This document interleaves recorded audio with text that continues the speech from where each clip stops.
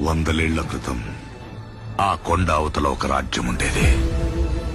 ఆ రాజ్యం గెలవాలంటే సముద్రాన్ని దాటాలా. కాని ఆ కొండ మీద ఒక సైన్యం ఉండేది.